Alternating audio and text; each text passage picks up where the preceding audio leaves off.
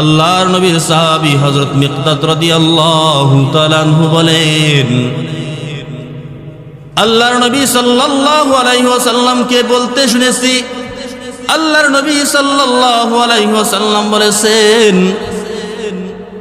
তুদনা শামসু ইয়াউমাল কিয়ামাতি মিনাল খালক, কিয়ামতের দিন মানুষের এত নিকটবর্তী সূর্য হবে, সূর্যটা মানুষের এত নিকটে হবে, সূর্য মানুষের মাথা থেকে 1 মাইল দূরত্ব থাকবে।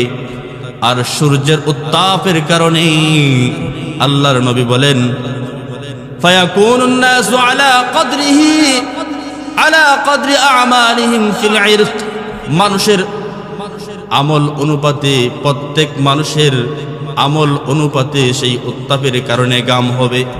আল্লাহর নবী বলেন, ফামিনহুম মাইয়াকুনু কাবাই, আল্লাহর নবী বলেন কোন কোন মানুষের ঘাম তার টাকনু পর্যন্ত হবে। ওয়ামিনহুম মাইয়াকুনু ইলা রুকবাতাই, কোন কোন মানুষের ঘাম তার হাঁটু পর্যন্ত হবে, আর কোন কোন মানুষের ঘাম ওয়ামিনহুম মাইয়াকুনু হাকওয়াই, কোমর পর্যন্ত হবে। আবার কোন কোন মানুষের ঘাম ওয়ামিনহুম মাইয়ুলজিমুহুমুল আরাকু ইলজামা, আল্লাহর নবী নিজের হাত দিয়ে ইশারা দিয়া, ইঙ্গিত দিয়া নিজের দিকে তাকায় এরকম ভাবে ইশারা করতেছেন, কোন কোন মানুষের ঘাম দুনিয়াতে পাপ করার কারণে, নাফরমানি করার কারণে কোন কোন মানুষের ঘাম নাক পর্যন্ত ডুবে যাবে, আর ওই মানুষগুলা ঘামের মধ্যেই হাবুডুবু খাবে। কেমন হবে অবস্থাটা কিয়ামতের ভয়াবহ। আল্লাহর নবীর স্ত্রী আম্মাজান হযরত আয়েশা সিদ্দিকা রাদিয়াল্লাহু তাআলা আনহা বলেন, ইয়াহশুরুন নাসা ইয়াউমাল কিয়ামাতি উফাতান উরাতান কারলা, কাল কিয়ামতের ময়দানে মাহশারে সমস্ত মানুষ নগ্ন পদে, নগ্ন দেহে, উলঙ্গ অবস্থায় সমবেত করা হবে। আল্লাহর নবীর স্ত্রী আম্মাজান আয়েশা বলে, আমি আল্লাহর নবীকে বললাম, কুলতু ইয়া রাসূলুল্লাহ আর রিজালু ওয়ান নিসাউ জামিআন ইয়ানজুরু বা'দুহুম ইলা বা'দ, ওগো আল্লাহর নবী, এই যে কাল কিয়ামতের ময়দানে নারী পুরুষ সবাই উলঙ্গ অবস্থায় থাকবে, সমস্ত মানুষ উলঙ্গ অবস্থায় অবস্থিত হবে, তখন কি একজন আরেকজনের লজ্জাস্থানের দিকে তাকাবে না? আল্লাহর নবী বলেন, আয়েশা শোনো শোনো, আল আমরু আসাদ্দ, ওই সময়টা এত কঠিন ভয়াবহ হবে, একজন মানুষ আরেকজনের দিকে তাকাবে, মিন আইয়ানজুরা বা'দুহুম ইলা বা'দ, এই সুযোগটুকু তার মাথার মধ্যেও চিন্তা আসবে না। কেমন ভয়াবহ অবস্থা হবে। আল্লাহ রব্বুল আলামিন ওই কঠিন মুহূর্তে নবীর হাদিস দ্বারা প্রমাণিত 7 শ্রেণীর লোককে আল্লাহ তাআলার আরশের নিচে ছায়া দান করবে। বলেন না সুবহানাল্লাহ। বলেন তো ওই কঠিন মুহূর্তে আল্লাহ তাআলার আরশের নিচে ছায়া আমাদের দরকার আছে কি নাই? আছে। এখন আমরা জানবো এই কঠিন পরিস্থিতিতে আল্লাহ কাদেরকে আল্লাহ তাআলার আরশের নিচে ছায়া দান করবে। আল্লাহর নবীর সাহাবী হযরত আবু হুরায়রা রাদিয়াল্লাহু তাআলা আনহু বলেন, আল্লাহর নবী সাল্লাল্লাহু আলাইহি ওয়াসাল্লাম ইরশাদ করেন, সাবআতুন ইযিল্লুহুমুল্লাহু ফি যিল্লিহি ইয়াওমা লা যিল্লা ইল্লা যিল্লুহু, কাল কিয়ামতের ময়দানে যেদিন আল্লাহর আরশের বিশেষ ছায়া ছাড়া আর কোনো ছায়া থাকবে না, সেই দিন 7 শ্রেণীর লোককে আল্লাহ আরশের নিচে ছায়া দান করবে। 1 নাম্বার আল ইমামুল আদিল, ন্যায় পরায়ণ শাসক। 1 নাম্বার হলো কি? 1 নাম্বার ওই ব্যক্তি যে নাকি তার দেশ পরিচালনা করে নেই নিষ্ঠার সাথে, নেই পরায়ণতার সাথে, যে তার সমাজের মধ্যে নেই নিষ্ঠার সাথে বিচার কার্য করে।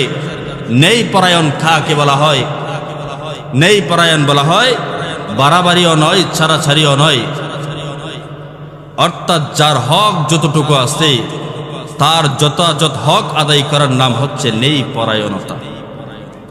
তার হক যথাযথ আদায় করার নাম নেই পরায়ণতা। মনে করেন একজন মানুষ দোষী, তাকে একবারে না ছেড়ে সারাসারি না করে ছাড় না দিয়ে কোরআন ইজমা কিয়াস হাদিসের ভিত্তিতে যেই দণ্ড তার উপর কার্য হয় সেটা প্রতিষ্ঠা করার নাম ইনসাফ। এবং কোনো নির্দোষ মানুষের উপর বোঝা না চাপিয়ে, নির্যাতন না করে, কোনো অপবাদ না চাপিয়ে নির্দোষ মানুষকে নির্দোষ বানানো, তার হক যতটুকু আছে অতটুকু হক যথাযথ আদায় করার নাম, এটার নাম নেই পরায়ণতা। আজ আমাদের দেশে তো এমন যারা দোষী টাকার পাওয়ারে তারা হয়ে যায় নির্দোষ, আর যারা নির্দোষ তারা হয়ে যায় অভাবের কারণে দোষী। কথা বলেন ঠিক কিনা? কথা কি আমি ভুল বললাম? আজ বিচারও এমন হয় টাকার কারণে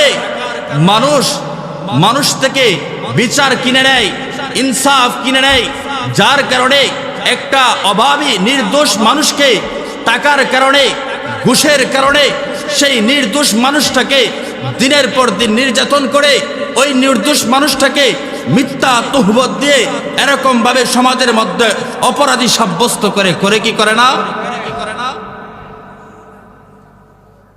আমাদের দেশের